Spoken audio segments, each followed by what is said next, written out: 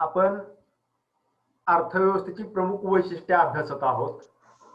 त्या प्रमुख वैशिष्ट्यांमध्ये पहिलं वैशिष्ट्य आहे राजकीय सार्वभौमत्व. तर राजकीय सार्वभौमत्व म्हणजे काय, हा माझा प्रश्न आहे. सर सांगू का? हा सांग. भूप्रदेशातील सर्वोच्च सत्ता. सर्वोच्च सत्ता नाही बाबा, नाही उत्तर नाही. सार्वभौमत्व या शब्दाचा अर्थ माहिती आहे का तुम्हाला? सर सांगू का?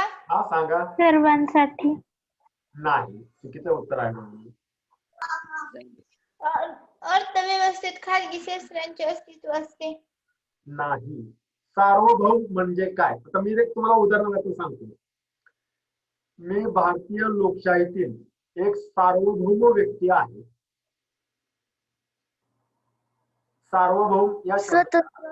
हा बोला. हा परत सांगा. सर्वांना मान्य. हा नाही. ऐका मग आता नीट शब्द ऐका, वाटलं तर तुमच्या वहीमध्ये लिहून घ्या सार्वभौम या शब्दाचा अर्थ. सार्वभौम म्हणजे स्वतःचे निर्णय स्वतः घेणारा. काय? सार्वभौम या शब्दाचा अर्थ काय आहे? स्वतःचे निर्णय स्वतः घेणारा. राजकीय सार्वभौमत्व म्हणजे असा एखादा देश असतो की जो स्वतःचे निर्णय तो स्वतः घेऊ शकत नाही, तर तो पारतंत्र्यामध्ये आहे. तर त्याला काय म्हटलं जातं? पारतंत्र्यामध्ये. 1947 पूर्वी आपला देश सार्वभौम होता का? नव्हता. आपण पारतंत्र्यामध्ये होतो. आपण स्वतंत्र झाल्यानंतर स्वतःचे निर्णय स्वतः घेण्याचा अधिकार जो आपल्याला प्राप्त झालेला आहे त्याला आपण म्हणतो सार्वभौमत्व. आता प्रत्येक देशाचा राजकीय सार्वभौम असेल तरच तो आपल्या अर्थव्यवस्थेसंबंधी निर्णय घेऊ शकेल. अन्यथा तो निर्णय घेऊ शकेल का? निश्चितच असा देश कुठलाही आपल्या आर्थिक विकासाचे निर्णय घेऊ शकणार नाही. म्हणजे राजकीय दृष्ट्या ती अर्थव्यवस्था सार्वभौम असणं आवश्यक आहे. दुसरं आहे स्वतःचे क्षेत्रफळ. आता या ठिकाणी पहा, व्यवसाय, उद्योग, सेवा, हे लोकसंख्या हे सुद्धा आपल्या अर्थव्यवस्थेचं प्रमुख वैशिष्ट्य आहे. म्हणजे काय म्हणतात त्याला, लोकसंख्या हे आपल्या अर्थव्यवस्थेचं वैशिष्ट्य आहे. श्रम हे सुद्धा आपल्या अर्थव्यवस्थेचं एक भौगोलिक वैशिष्ट्य आहे. त्याचप्रमाणे सेवा व्यवसाय. आता तुम्ही जे शाळेमध्ये शिक्षण घेता किंवा दूरसंचार सेवा असेल, रस्ते वाहतूक असेल, सार्वजनिक वाहतूक सेवा असेल, तर हे सर्व आपल्या अर्थव्यवस्थेचं एका प्रमुख वैशिष्ट्यामध्ये मोडलं जातं. त्याचप्रमाणे प्रत्येक अर्थव्यवस्थेला एक स्वतःचं भौगोलिक क्षेत्र आणि नैसर्गिक साधन सामग्री असते. आता भौगोलिक क्षेत्र म्हणजे काय?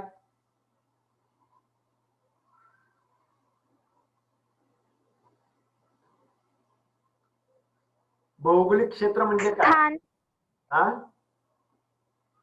स्थान नाही नाही. भौगोलिक क्षेत्र, एखाद्या अर्थव्यवस्थेचं भौगोलिक क्षेत्र म्हणजे काय?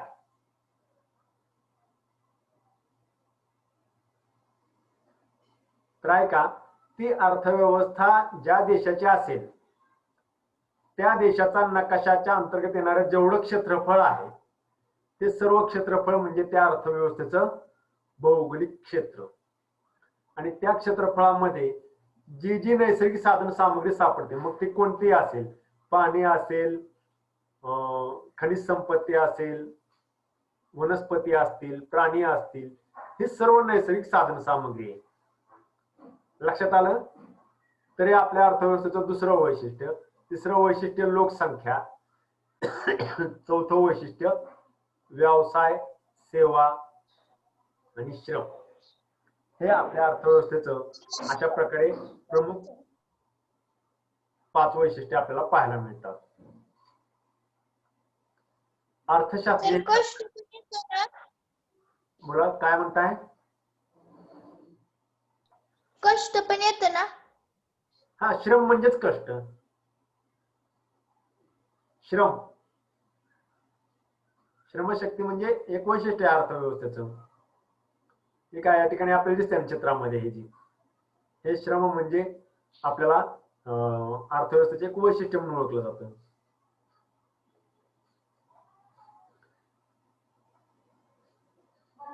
तर हे नेहमी लक्षात ठेवा. हे 4 वैशिष्ट्य लिहून घ्या वहीमध्ये बरं का तुम्ही. हो सर. हा, सर गोलात लिहायचेत का असं लाईननी? लाईन मध्ये लिहिले तर चालतं. लाईन मध्ये लिहा.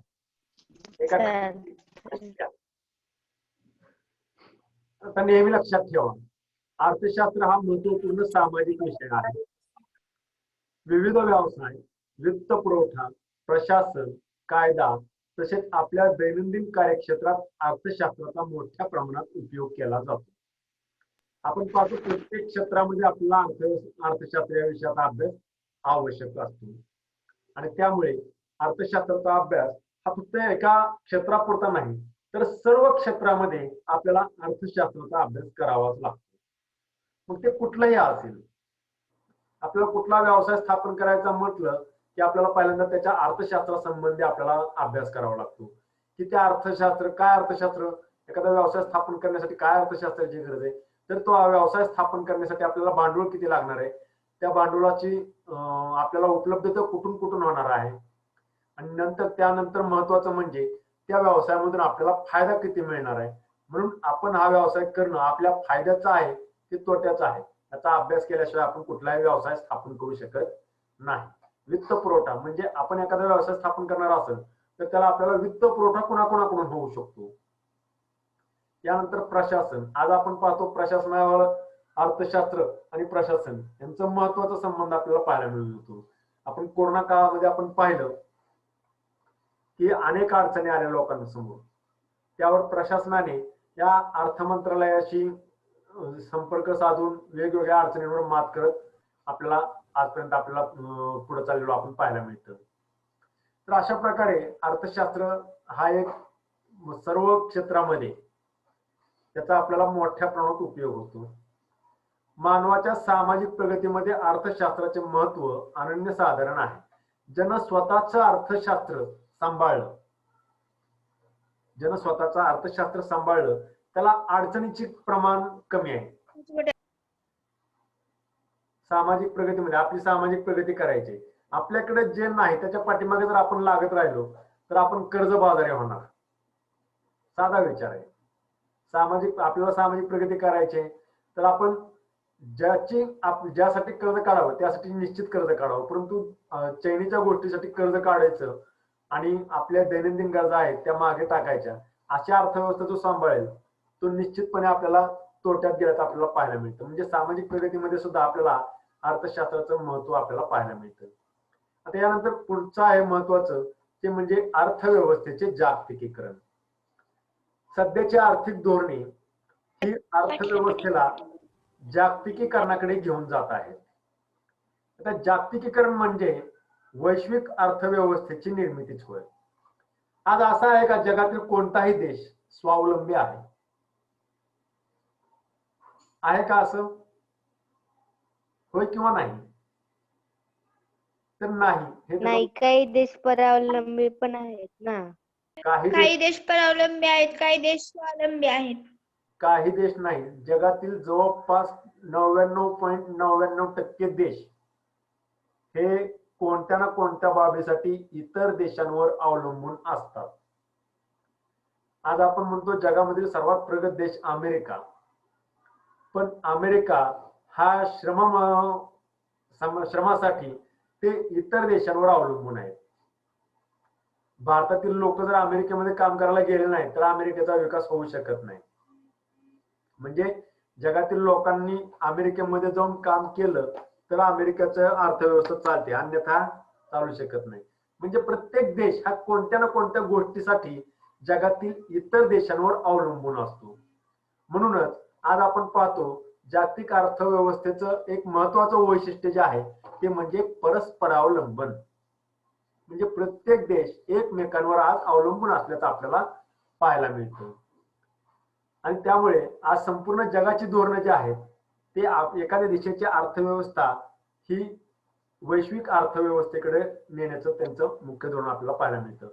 आता वैश्विक अर्थव्यवस्था ही सीमारहित अर्थव्यवस्था असते. म्हणजे जगात संपूर्ण वैश्विक अर्थव्यवस्था म्हणजे काय, तर संपूर्ण जगाची अर्थव्यवस्था. आज आपण संयुक्त राष्ट्र संघटना पाहतो, तर या संघटनेची अर्थव्यवस्था म्हणजे वैश्विक अर्थव्यवस्था. ही काय एका देशाची अर्थव्यवस्था आहे का, तर नाही. ह्या संयुक्त राष्ट्र संघटनेचे जे जे सदस्य राष्ट्र आहेत त्या सर्व देशांची अर्थव्यवस्था म्हणजे संयुक्त राष्ट्र संघटनेची अर्थव्यवस्था. ती कुठे आहे, तर वैश्विक अर्थव्यवस्था म्हणून ती ओळखली जाते. ही अर्थव्यवस्था सीमारहित अर्थव्यवस्था असते की जेथे नैसर्गिक साधन संपत्ती, नफा, सेवा, भांडवल, श्रम आणि तंत्रज्ञानाचा प्रवाह मुक्तपणे देशांच्या सीमापार जात असतो. आज आपण पाहतो भारतामधून अनेक हुशार व्यक्ती किंवा शास्त्रज्ञ, तंत्रज्ञ हे त्यांना भारतामध्ये संधी मिळत नाही म्हणून अमेरिकेमध्ये जाऊन नासा प्रयोगशाळेमधून ते आपला ज्ञानाचा वापर करून पुढे जातात. तर नासा ही जागतिक प्रयोगशाळा म्हणून ओळखली जाते आणि त्या जगातील सर्वात मोठी प्रयोगशाळा म्हणून ओळखली जाते. आणि या प्रयोगशाळेमध्ये जगातील जवळपास सर्व देशांमधील शास्त्रज्ञ आपल्याला पाहायला मिळतात. म्हणजे जगामध्ये जे ज्ञानी आहेत, हुशार आहेत, शास्त्रज्ञ आहेत, तंत्रज्ञ आहेत, त्यांच्या एका देशापुरतं त्यांचं ज्ञान मर्यादित राहत नाही. त्यांचं ज्ञान हे जगासाठी असतं. त्या ज्ञानाचा, त्या श्रमाचा प्रवाह मुक्तपणे देशांच्या सीमापार जात असतो. आज आपण असे अनेक उदाहरणं आपण पाहू शकतो की ज्या भारतीय व्यक्ती आहेत त्या परदेशामध्ये जाऊन त्या तिथं त्यांनी वेगवेगळे शोध लावले आणि त्यामधून त्या देशाला फायदा झाला. अमेरिकेला फायदा झाला, भारतातल्या व्यक्तीमुळे अमेरिकेला फायदा झाला. किंवा भारतातली एखादी व्यक्ती ही अमेरिकेमध्ये जाऊन शोध लावते, त्याचा फायदा भारताला सुद्धा होतो. असं सुद्धा आपण बऱ्याच वेळा पाहिलेलं आहे. तर अशा प्रकारे कुठलीही अर्थव्यवस्थेचं आज जागतिकीकरण होत असल्याचं आपल्याला दिसून येतं. जागतिकीकरण म्हणजे काय, तर जागतिकीकरण म्हणजे देशाच्या अर्थव्यवस्थेला जागतिक अर्थव्यवस्थेशी एकरूप करणे. यामध्ये मुक्त व्यापार असतो व गुंतवणुकीवरील सर्व बंधने काढून टाकली जातात. आज गुंतवणूक म्हणजे काय, आज आपण शेअर मार्केट पाहतो. शेअर मार्केट तुम्हाला माहिती आहे, आपल्या टीव्हीवर चॅनल असतो पहा, प्रॉफिट प्लस वगैरे वगैरे, त्यामध्ये शेअर मार्केट दाखवलं जातं तुम्हाला. मग यामध्ये जगातील सर्व कंपन्या असतात आणि आपल्याला त्या कंपनीमध्ये पैसे गुंतवता येतात. मग त्यामध्ये भारतामधल्या सुद्धा कंपन्या असतात, अमेरिकेमधल्या सुद्धा कंपन्या असतात, जर्मनीमधल्या सुद्धा कंपन्या असतात, रशियन असतात, चीनी असतात, कोरियन असतात, जपानी असतात. सर्व प्रदेशातल्या वेगवेगळ्या कंपन्या आपल्या या ठिकाणी पाहायला मिळतात. आणि या कंपन्यांमध्ये आपण आपल्या जवळचं भांडवल गुंतवू शकतो. त्याप्रमाणे भारतीय उद्योगामध्ये सुद्धा जगातील अनेक लोक हे पैसे गुंतवत असतात. आज आपण पाहतो रिलायन्स ग्रोथ मध्ये आहे, फायद्यामध्ये चालते. मग जगातील असे ज्यांच्याकडे भांडवल आहे ते लोक काय करतात, रिलायन्स कंपनीमध्ये आपला पैसा गुंतवतात. तर अशा प्रकारे जागतिक भांडवल आपल्या देशातल्या उद्योगधंद्यांमध्ये गुंतवलं जातं. त्याचा आपल्याला फायदाच होतो, तोटा होतो का त्याचा, तर त्याचा आपल्याला फायदाच होतो. तर अशा प्रकारे गुंतवणूक करून सर्व बंधने काढून टाकली जातात. आज भारताने आपल्या अर्थव्यवस्थेचं जागतिकीकरण केलेलं. कधी केलेलं आपल्या अर्थव्यवस्थेचं जागतिकीकरण, तर 1991 साली. 1991 साली आपण मुक्त अर्थव्यवस्थेचं धोरण स्वीकारले. आपण या ठिकाणी मुक्त व्यापार जे आहे हे धोरण आपण 1991 ला स्वीकारलेलं आहे. आता एखाद्या अर्थव्यवस्थेची कार्य कोणती आहे, एखाद्या अर्थव्यवस्थेची कार्य, प्रत्येक देशाची अर्थव्यवस्था वेगळी असते. तरीही प्रत्येक अर्थव्यवस्थेची प्रमुख कार्य ठरलेली असतात. अर्थव्यवस्थेची काही प्रमुख कार्य जे आहेत ती पुढील प्रमाणे. पहिलं कार्य आहे कोणत्या वस्तूचे किती उत्पादन करायचे याचा निर्णय घेणे. कोणत्या वस्तूचं किती उत्पादन करायचं याचा निर्णय ही त्या देशाची अर्थव्यवस्था घेत असते. आता भारताच्या अर्थव्यवस्थेमध्ये औद्योगिक उत्पादनामध्ये वाढ करणे हे आपलं उद्दिष्ट. म्हणजे औद्योगिक उत्पादन जे आहेत त्यांच्यामध्ये आपल्याला वाढ करणे आवश्यक आहे, कारण आपली औद्योगिक उत्पादनं जी आहेत ती मोठ्या प्रमाणात आपण इतर देशांमधून आयात करतोय आणि त्यामुळे आपल्याला त्याचा मोठा भांडवली तोटा सहन करावा लागतो. मग हे उद्योग जर आपल्या देशामध्ये स्थापन झाले तर याची आयात कमी होईल. हा मुख्य हेतू या ठिकाणी निश्चित केला जातो. त्याचप्रमाणे या वस्तूंचे उत्पादन करत असताना मोठ्या प्रमाणात रोजगार निर्मिती सुद्धा होऊ शकते. त्यामुळे अशा प्रकारचे कोणत्या वस्तूचे किती उत्पादन करायचे याचा निर्णय अर्थव्यवस्थेला घ्यावा लागतो. दुसरा आहे उत्पादन खर्चात जास्तीत जास्त काटकसर करणे. काटकसर करणे म्हणजे काय? कमी खर्च करून जास्तीत जास्त उत्पादन घेणे. आणि त्यामुळे आपल्या देशाच्या वस्तूचे बाजारपेठेतील मूल्य कमी होतं आणि आपण पाहतो बाजारपेठेमध्ये ज्या वस्तूचं मूल्य कमी त्या वस्तूची विक्री जास्त असते. त्यामुळे उत्पादन खर्चामध्ये जास्तीत जास्त काटकसर करणे. कोण आहे?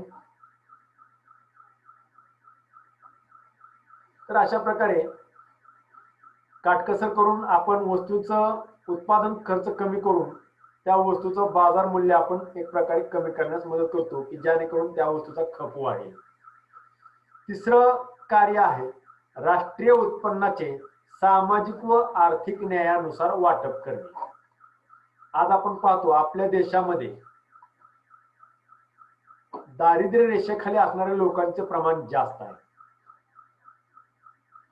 आणि त्यामुळे आपल्या देशामध्ये एक प्रकारची आर्थिक विषमता असल्याचे चित्र आपल्यासमोर उभं राहतो. परंतु अर्थव्यवस्थेला निर्णय घ्यावा लागतो की जगातील देशातील कोणताही व्यक्ती उपाशी झोपणार नाही. मग त्यासाठी राष्ट्रीय उत्पन्नाचे सामाजिक आणि आर्थिक न्यायानुसार वाटप करणं आवश्यक आहे. मग आपण याच्यावर मार्ग म्हणून आपण काय केलेलं आहे? आपण पाहतो रास्त भाव धान्य दुकान, त्यालाच आपण रेशनचे दुकान असं म्हणतो. या दुकानामधून आपल्याला अत्यल्प दरामध्ये गहू, तांदूळ, डाळी, तेल, साखर यांची विक्री होत असल्याचं आपल्याला पाहायला मिळतं. हे कोणासाठी? तर ज्यांचं राष्ट्रीय उत्पन्न कमी आहे. त्याचप्रमाणे सरकार अशा प्रकारचे निर्णय घेतं की जे बेरोजगार आहेत त्यांच्या रोजगार निर्मितीसाठी काय काय उपाययोजना करण्यात येतील त्यासाठी आर्थिक तरतूद करतं आणि ती आर्थिक तरतूद त्या घटकाला, त्या समाज घटकाला वापरण्यासाठी प्रोत्साहित करतं. पुढचं कार्य आहे भविष्य काळातील आर्थिक गरजा भागवण्यासाठी योग्य ती तरतूद करून ठेवणे. भविष्यामध्ये आपल्यावर कोणतं संकट येईल हे काय सांगून येत नाही. संकट कधीच आपण पाहिलं कोरोनाचं संकट आपल्यावर आलं, याची कोणाला कल्पना सुद्धा नव्हती की शाळा बंद पडतील, लोकांचे कारखाने बंद पडतील, सगळं बंद पडेल, रस्ते सुनसान होतील, असं कोणाला वाटलं सुद्धा नव्हतं की जग सगळे एका रोगामुळं घरात जाऊन बसेल, लॉकडाऊन होईल, असं कधीच वाटलेलं नव्हतं. परंतु आज आपण पाहतो की या कोरोनामुळे जगावर सर्वात मोठं संकट आलं. बोला. डिफेक्ट आहे, डिफेक्ट आलाय तुझ्या मोबाईल मध्ये. इकडे काहीतरी झाले मोबाईल मध्ये. आवाज ह्याच्यात काहीच नाही, काहीच होत नाही. कलर कसा आला असा? तर आपण पाहिलं की यामुळे अशा प्रकारचं संकट आल्यानंतर लोकांना रोजगार मिळणार नाही, काही नाही. त्यावेळी आपण पाहिलं की आता सरकारने देशातील सर्व लोकांना अन्नधान्य हे वाटप करण्याचं धोरण ठेवलं. गहू, तांदूळ, डाळी यांचं वाटप सरकारकडून करण्यात आलं. त्याचप्रमाणे सामाजिक संस्थांच्या माध्यमातून सुद्धा आपल्याला पाहायला मिळालं की लोकांच्या मदती केल्या गेल्या. आणि पुढचं कार्य आहे अर्थव्यवस्थेचं उत्पादन कोणासाठी करावे याबाबत निर्णय घेणे. हा एक महत्वाचा प्रश्न सरकारसमोर असतो.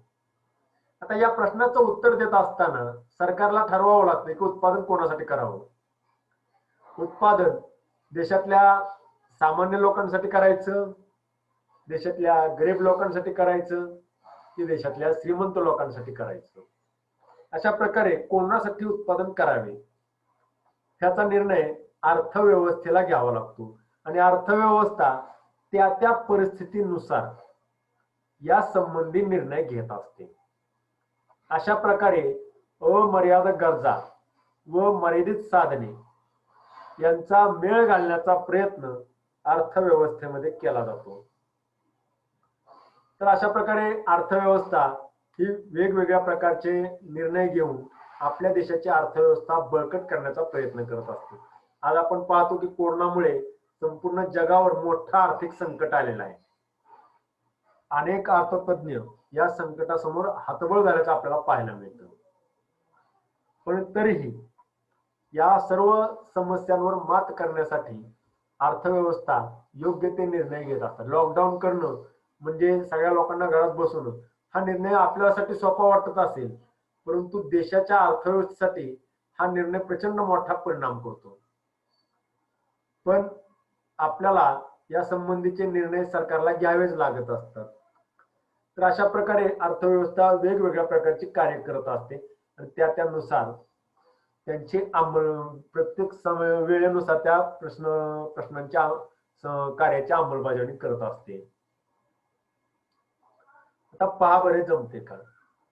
समजा तुम्ही कृषी प्रधान देशाचे अर्थमंत्री आहात. आताच्या दृष्टीने तुम्हाला सर्वात महत्वाचा प्रश्न आहे. समजा तुम्ही कृषी प्रधान देशाचे अर्थमंत्री आहात. देशाच्या सर्वांगीण विकासाला प्राधान्यक्रम देऊन किमान 5 कलमी कार्यक्रम आखा. आज आपण पाहतो की दिल्लीमध्ये शेतकऱ्यांचं मोठं आंदोलन, आज 22वा दिवस आहे. एक कृषी मंत्री म्हणून त्या प्रश्नाला आणि या आंदोलनाला तुम्ही कशा प्रकारे सामोरे जा.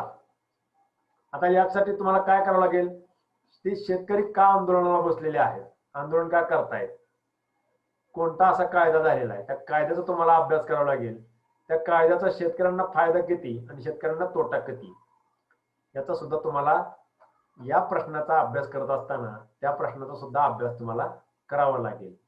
आणि शेतकरी म्हणतायत ते धोरण, त्यांचं आंदोलनाचं त्यांची दिशा योग्य आहे की अयोग्य आहे हे तुम्ही ठरवायचे आणि त्यावर काय उपाय तुम्ही काढाल हा सर्वस्वी तुमचा अधिकार असेल. त्याच्यावर तुम्ही 5 कलमी कार्यक्रम आखा आणि त्या शेतकऱ्यांना द्या.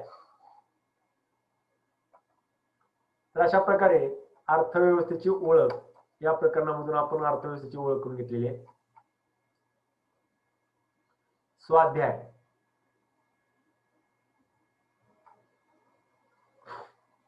आता या ठिकाणी पहा,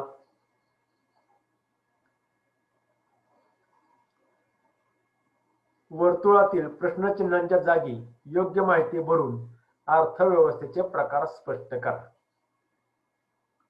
भारत, स्वीडन, युनायटेड किंगडम. या ठिकाणी काय लिहावं लागेल,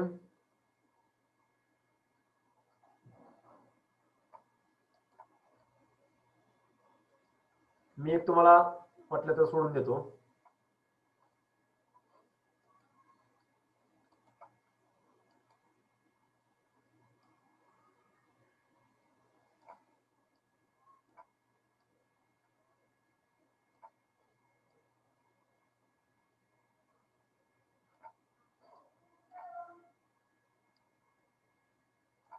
मिश्र अर्थव्यवस्था, भारत, स्वीडन, युनायटेड किंगडम. आता या ठिकाणी काय लिहावं लागेल, मी अनम्यूट करतोय तुम्हाला सर्वांना.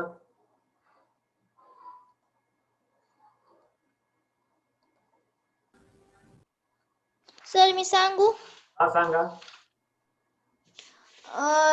भारत, स्वीडन व युनायटेडच्या वरी आहे ना, या अर्थव्यवस्थेत नफा व सामाजिक कल्याण यांचा योग्य सहसंबंध राखला जातो आणि त्याच्यावरी या अवस्थेत सार्वजनिक व खासगी क्षेत्राचे सहअस्तित्व असते. बरोबर आहे.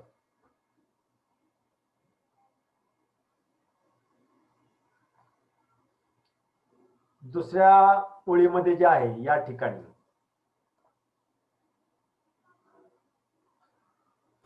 उत्पादनांच्या उत्पादन सर साधन- तिथं व्यवस्थापन खासगी व्यक्ती व सरकारकडे असते हा. हे येईल ना. हा हे लिहायचं आहे इथं. उत्पादन साधनांची मालकी सरकारची व खासगी व्यक्तींची दोन्हींची असल्याचं पाहायला मिळेल. व्यवस्थापन सर खासगी व्यक्ती आणि सरकारच्या. मी सांगितलेलं बरोबर आहे ना?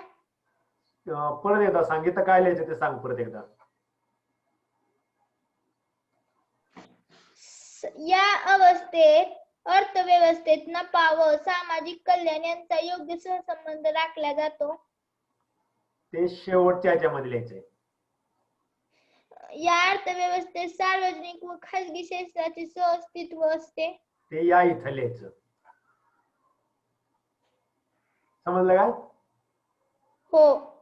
या इथं तुम्हाला दिसतंय का खाली व्यवस्थापन खासगी व्यक्तींकडे.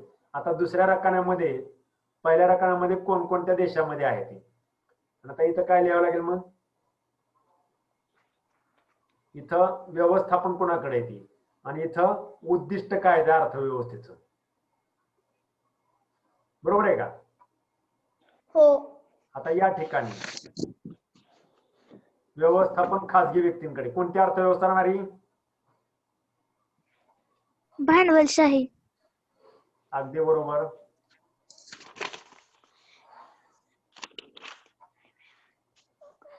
सर मी सांगू का आता? हा सांगा. सर सांगू का? हा सांगा. सर भांडवलशाहीच्या वरती जर्मनी. Germany, Japan, America. बरोबर आहे. हे झालं. नंतर त्याच्या वरती हा शेवट. तिथं कमाल नफा मिळवणे हा भांडवलशाही अर्थव्यवस्थेतील मुख्य हेतू असतो.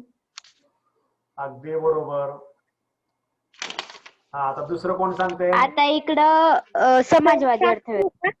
अगदी बरोबर. समाजवादी अर्थव्यवस्था. तू थांब. मग सांगलेली तू थांब आता.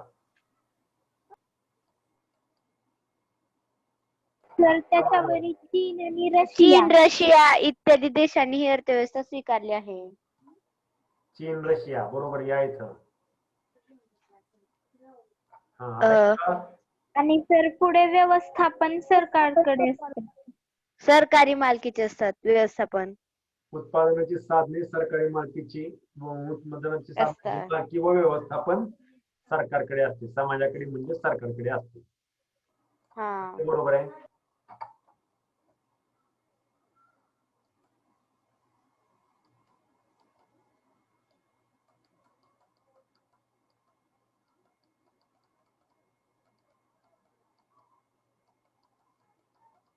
सर आवाज येत नाही.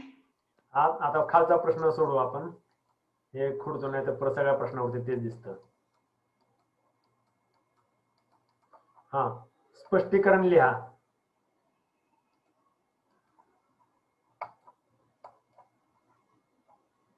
स्पष्टीकरण लिहा. अर्थव्यवस्थेची सुरुवात घरापासून होते. सांगू का? हा सांगा. उत्पन्न व खर्चाचा ताळमेळ बसवण्यासाठी कुटुंब प्रमुखाला गरजांचा प्राधान्यक्रम निश्चित करावा लागतो. कारण कुटुंबाच्या गरजा अमर्यादित असतात आणि त्यांची पूर्तता करण्याची साधने पण मर्यादित असतात. उत्पन्न व खर्चाचा ताळमेळ बसवण्याच्या प्रयत्नास कौटुंबिक व्यवस्थापन असे म्हणतात. कौटुंबिक व्यवस्थापन व अर्थशास्त्र यात बरेचसे साम्य असते. याची प्रचिती गाव किंवा शहराचे व्यवस्थापन, राज्याचे व्यवस्थापन, देशाचे व्यवस्थापन व जगाचे व्यवस्थापन यातून येते. बरोबर आहे. सांगू का दुसऱ्याचं? दुसरा कोण सांगते आता? मी सांगू सर? प्रांजली का? हा सांग प्रांजली. भारताची अर्थव्यवस्था मिश्र स्वरूपाची आहे. भारताच्या अर्थव्यवस्थेत सार्वजनिक व खासगी क्षेत्रांचे सहअस्तित्व असते. भारताच्या अर्थव्यवस्थेत नफा व सामाजिक कल्याण यांचा योग्य सहसंबंध राखला जातो. भारत हा कृषीप्रधान देश आहे, त्यामुळे भारताची अर्थव्यवस्था मिश्र स्वरूपाची असते.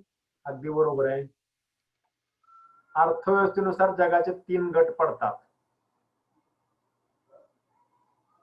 याचं कोण उत्तर सांगते?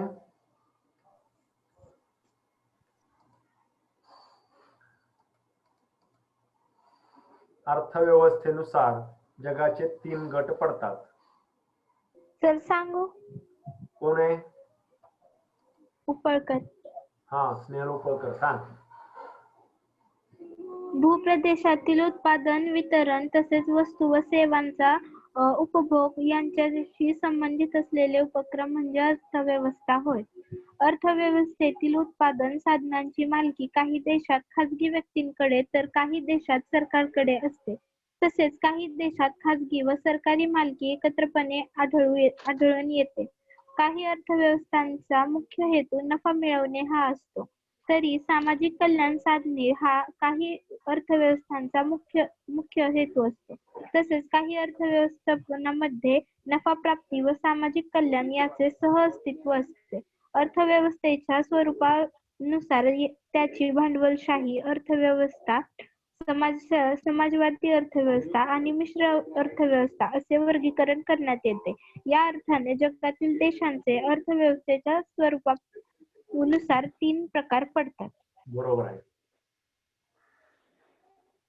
खालील प्रश्नांची एका वाक्यात उत्तर लिहा. व्यक्तिगत किंवा कौटुंबिक व्यवस्थापन कोणत्या आर्थिक घटकाशी संबंधित असते? मी सांगू? सांगू का? हा, सांगा. सांगू. ज्ञानेश्वरी जाधव. कुटुंबाचे जसे आर्थिक व्यवस्थापन असते तसेच गाव, शहराचे, राज्याचे, देशाचे व खेड्याचे आर्थिक व्यवस्थापन असते. नाही. नाही. सर सांगू का? सांगू सर? हा, नेहा महाजन. व्यक्तिगत व कौटुंबिक व्यवस्थापन हे मुख्यतः उत्पन्न व खर्च या आर्थिक घटकांशी संबंधित असते. अगदी बरोबर आहे. अर्थशास्त्र ही संज्ञा कोणत्या ग्रीक शब्दापासून बनली आहे? सर सांगू? कोण? ज्ञानेश्वरी. अर्थशास्त्र ही संज्ञा ओइकोनोमिया ह्या ग्रीक शब्दापासून बनली आहे. अगदी बरोबर आहे. पुढचा प्रश्न. भांडवलशाही अर्थव्यवस्थेत उत्पादनांच्या साधनांची मालकी आणि व्यवस्थापन कोणाकडे असते? सर सांगू का? साक्षी, सांग. भांडवलशाही अर्थव्यवस्थेत उत्पादनाच्या साधनांची मालकी व व्यवस्थापन खाजगी व्यक्तींकडे असते. अगदी बरोबर आहे. आणि शेवटचा प्रश्न. जागतिकीकरण म्हणजे काय? सांगू सर? सर सांगू का? सर सांगू? सर सांगू? कोण सांगते? उपळकर. हा, सांग उपळकर. देशाच्या अर्थव्यवस्थेला जागतिक अर्थव्यवस्थेशी एकरूप करणे म्हणजे जागतिकीकरण होय. अगदी बरोबर आहे. आपली वेळ संपत आलेली आहे. मी वेगळी सांगू का थोडी? हा, सांग. वेळ संपत सध्याच्या आर्थिक धोरणे या अवस्थेला जागतिकीकरणाकडे घेऊन जात आहे. त्याला जागतिकीकरण असे म्हणतात. ते पहिलं जे सांगितलं ते बरोबर आहे. आपली वेळ संपलेली आहे. 30 सेकंद राहिलेले आहेत. मी एंड करतोय मीटिंग. ह्याचे प्रश्न उत्तर लिहून ठेवा. Bye sir. उद्या मी लिंक टाकेन तेव्हा भेटू. हो.